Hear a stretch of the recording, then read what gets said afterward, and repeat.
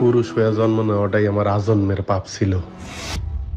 তবে এই দেশে আমার মতো পাপীর সংখ্যা হাজারে হাজারে, লাখে লাখে। এরা সবাই মানব সন্তান হয়ে জন্মাইছে ঠিকই, কেউ পুরুষ হয়ে উঠতে পারে নাই। আর পুরুষ হয়ে না ওঠা যন্ত্রণা যে কত কঠিন, কত ভয়াবহ, প্রতিনিয়ত হারে হারে টের পাই।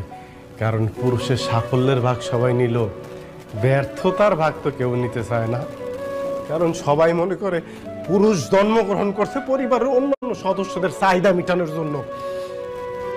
অনেকে ভুলেই যায় পুরুষ নামক মানুষটার মধ্যেও একটা মন আছে, একটা হৃদয় আছে, হৃৎপিণ্ড নামক একটা বস্তু আছে। প্রিয়জনের কথার আঘাতে সেই হৃৎপিণ্ডটা না কাইপা ওঠে। ভুলা যাইবই না কেন কও? কারণ পুরুষ তো কখনো কারো প্রিয়জন হয়ে উঠতে পারে না। সব সময় পুরুষ প্রয়োজনই কাজে লাগে।